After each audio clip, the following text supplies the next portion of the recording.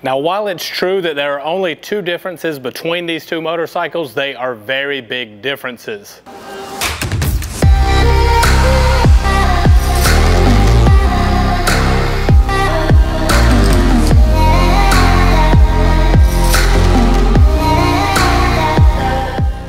What's going on, guys? Welcome back to the channel. Today we're going to compare the 2023 Lowrider S to the 2023 Lowrider ST. Now, both of these motorcycles are extremely popular in the Harley Davidson world. However, last year, mid-year, the Lowrider ST came out and kind of blew the doors off of everything.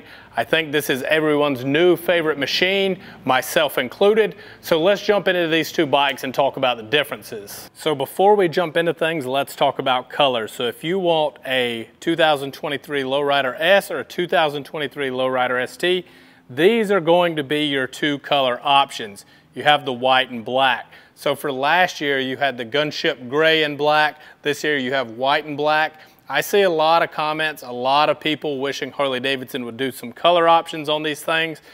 I get where you're coming from. However, I was a fan of the gray. I absolutely love this white, and it's hard to go wrong with black. So I get why Harley's not doing that, because let's say they made it blue, and well, I don't like blue. I wish they would have done green and purple. You know what I mean? Like, at that point, you're going to have to paint it yourself, which for those that have never done it, a good paint job is not cheap. But as long as you don't want to go too crazy with the design, if you just want one solid color, if you look at these bikes, there's not a lot. You have a front fender, small cowl, gas tank, rear fender rather, sorry. You can do your battery cover if you want to, but a lot of people leave them black. On this one, there's a little bit more to paint. And let's talk about it, because that is the difference in these two motorcycles. So both of these bikes are exactly the same performance-wise, engine-wise. Everything on these motorcycles is identical except for the saddlebags and this fairing. Now we'll talk a little bit about which bike may be a little bit better for you. But as I was thinking about doing this video, I was kind of thinking the only reason someone wouldn't want saddlebags is because they don't like the way they look cosmetically. And you're not wrong for that. I happen to not mind these at all, but I get it's not stripped down, it's not as clean.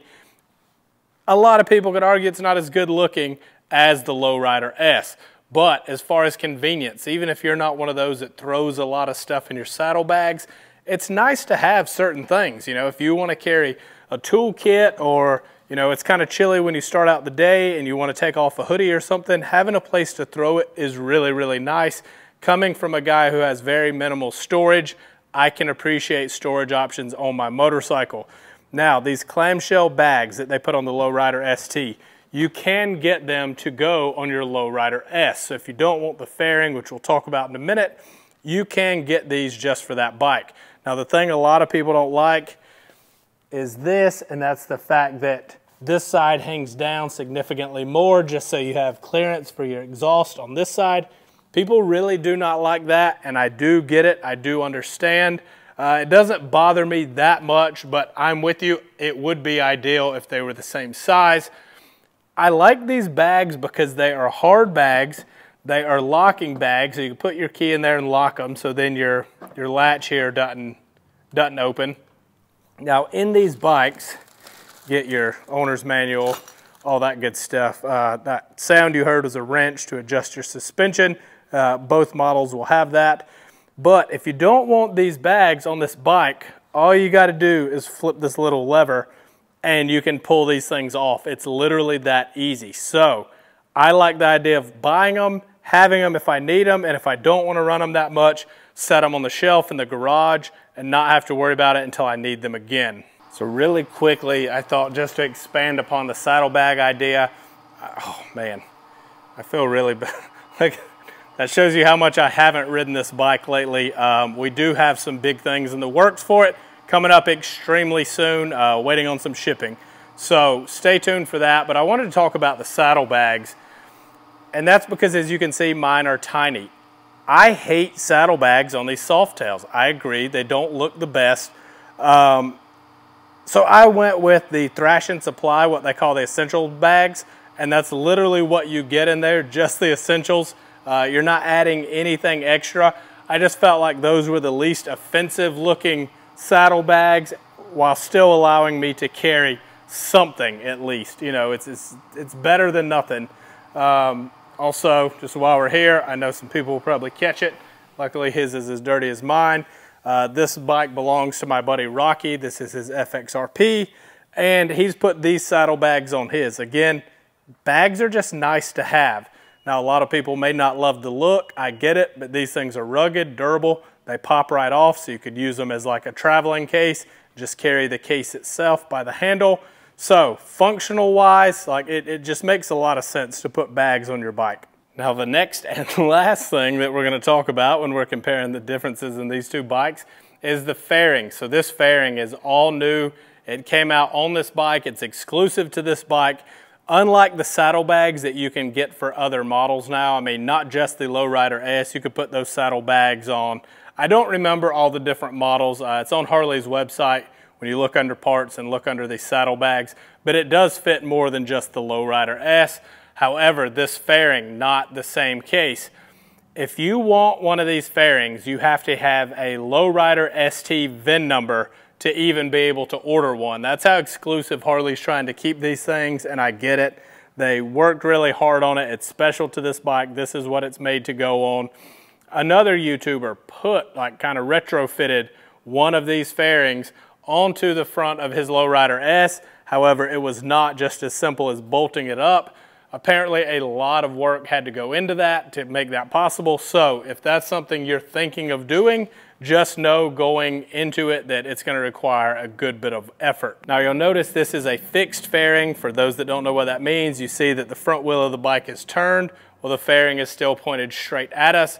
That means the fairing is attached to the frame and not to the bars. So your handlebars will turn inside of that. I know people are a fan of that, say on like the Road Glide.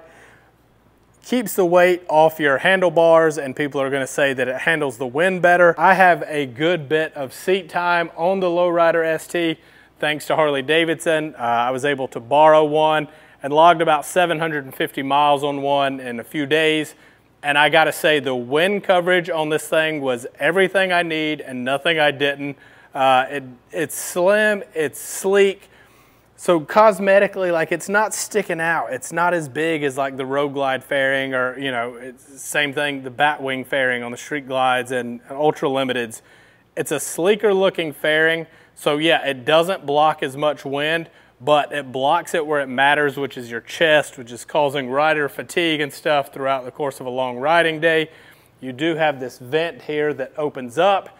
I just think it makes the front of this bike look really good. Then again, it's hard to beat the tried and true, just a small little cow. And a lot of us are going to change handlebars, we're going to throw T-bars, we're going to do all that stuff. And then you start to look a little different as far as that goes as well. But again, that's coming down to personal preference, which one you like with your setup. We'll do a quick walk around so you can kind of see both of them side by side. For me, that helps to be able to compare things side by side.